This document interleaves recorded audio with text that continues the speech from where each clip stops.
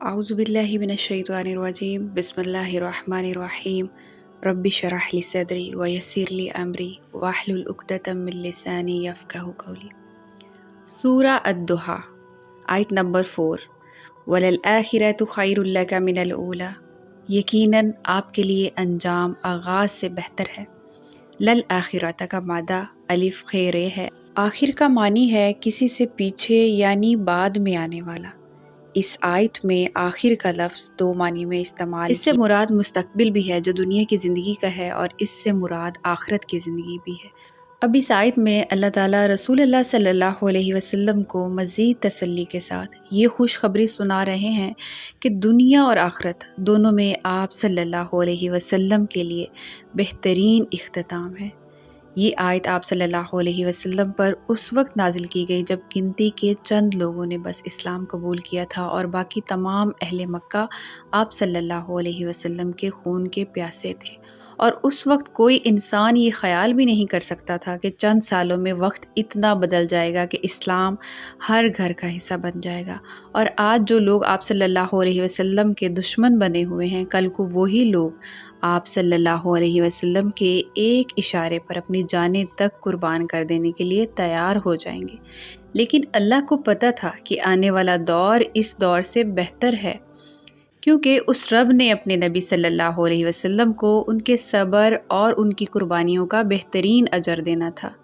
بھلے تب یہ سب نظر نہیں آ رہا تھا، لیکن اللہ کا خود اس پر اپنے نبی صلی اللہ علیہ وسلم کو یقین دلانا کافی تھا، اور دیکھیں آج ہمارے پیارے نبی صلی اللہ علیہ وسلم کا نام اس دنیا میں بلند ہے۔ آج ہماری نمازیں ہمارے نبی صلی اللہ علیہ وسلم پر درود بھیجے بغیر مکمل ہی نہیں ہوتی۔ اللہ نے ہمارے نبی صلی اللہ علیہ وسلم کا دنیا میں نام آخرت تک بلند کر دیا، اتنا بلند کہ دعائیں ہوا میں ہی معلق رہتی ہیں اور تب تک عرش تک نہیں پہنچتی جب تک آپ صلی اللہ علیہ وسلم پر درود نہ بھیجا جائے۔ اللہ جب کسی کو عزت دیتا ہے تو دنیا کی نظروں میں بھی اس انسان کی قدر و قیمت بڑھا دیتا ہے۔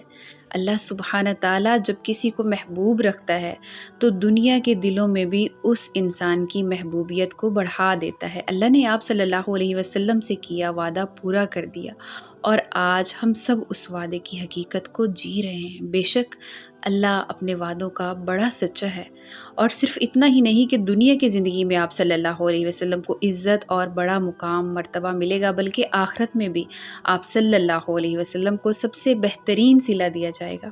آپ صلی اللہ علیہ وسلم کو تمام انبیاء کی سرداری حاصل ہوگی۔ آپ صلی اللہ علیہ وسلم کو مقام محمود عطا کیا جائے گا، جیسا کہ سورہ بنی اسرائیل میں اللہ تعالیٰ فرماتے ہیں کہ قریب ہے آپ صلی اللہ علیہ وسلم کو پہنچا دے آپ کا رب حمد کیے ہوئے مقام پہ۔ دنیا میں تو آپ صلی اللہ علیہ وسلم کو اللہ نے سب سے زیادہ باعزت بنایا، لیکن آخرت میں بھی ان کا مقام سب سے بلند ہے، ایسا مقام جس پر اگلے پچھلے تمام لوگ رشک کریں گے، یہاں تک کہ آپ صلی اللہ علیہ وسلم کی امت بھی دوسری امتوں کی شاہد ہوگی۔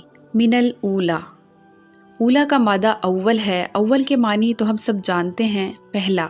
اول کا ایک اور معنی تعلق بھی ہے، کسی چیز یا انسان کے ساتھ کوئی رشتہ ہونا، اور ماضی کے ساتھ بھی تو ہمارا گہرا رشتہ ہوتا ہے۔ جو ہمارا بعد ہوتا ہے وہ ہمارے قبل سے گزر کر ہی بنتا ہے۔ اور اس کا ایک اور معنی ابتدائی امداد۔ ابتدائی طبی امداد کسی زخم یا حادثے کی صورت میں فوراً دی جاتی ہے تاکہ مریض کا زیادہ نقصان نہ ہو۔ ہم میں یہ عیب ہے کہ ہم ماضی سے نہیں نکلتے، ہم ہمیشہ گزرے ہوئے وقت میں پھنسے رہتے ہیں، اسی لیے ہمارے دل بے سکون ہیں، اسی لیے ہمیں کہیں چین نہیں پڑتا، کیونکہ ہم اسے چھوڑنے کو تیار نہیں ہیں جو کب کا جا چکا، ہم اسے بھلانے کو تیار نہیں ہیں جو ہمیں بھول چکا۔ ہم اب تک اپنے نصیب سے لڑ رہے ہیں، اور ہم اسی کشمکش میں ہیں کہ جو ہوا وہ کیوں ہوا۔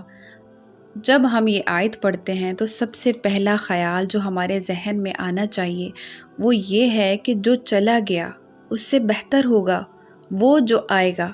ہم سے جو لے لیا گیا ہے ہمیں اس سے بہترین دیا جائے گا، ہمیں بس کسی بھی قیمت پہ اپنے یقین کو ڈگمگانے نہیں دینا۔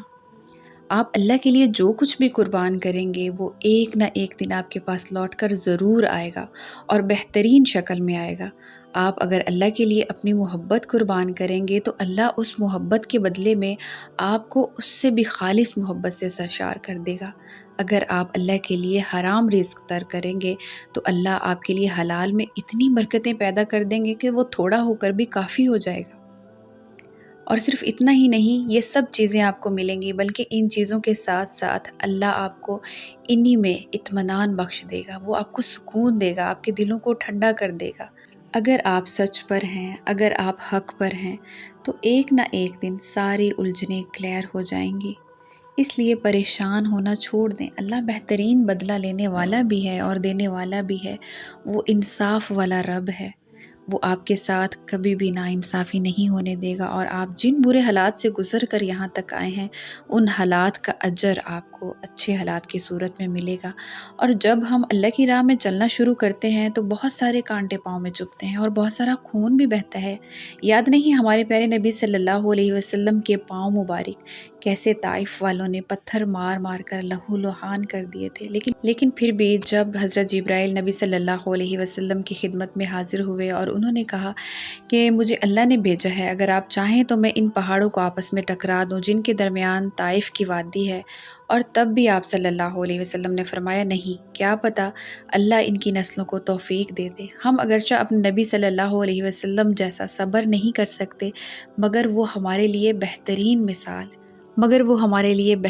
مثال تھے، اور انہوں نے ہمیں اپنی زندگی سے بہت ساری باتیں سکھائی۔ ان میں سے سب سے اہم بات صبر تھی، اس لیے ہمیں کوشش کرنی چاہیے کہ ہم سے جتنا ہو سکے صبر کریں۔ دکھ، تکلیفیں، آزمائشیں ہماری زندگی میں اس لیے نہیں آتی کیونکہ اللہ ہم سے محبت نہیں کرتا، بلکہ اس لیے ہماری زندگی میں لائی جاتی ہیں تاکہ ان کے اجر ہمیں اللہ کی جنت میں کوئی مقام دلا سکے۔ اللہ کسی کا بھی صلہ نہیں رکھتا، اس نے جو کچھ پیچھے ہم سے لے لیا وہ ہمیں آگے دینے کے لیے ہی لیا ہے۔ پھر بھی اس رب کی مہربانیاں دیکھیں، اور کچھ بھی ہمارا نہیں ہے پھر بھی وہ ہمیں عطا کرتے ہوئے جتاتا نہیں ہے، بلکہ ہماری عزتوں کا بھرم رکھتا ہے اور ہمیں ایسے دیتا ہے جیسے سب ہمارا ہے۔ یقین رکھیں اس کی پلاننگ بہت عمدہ ہے اور اس کے رزلٹ بہت شاندار ہوتے ہیں۔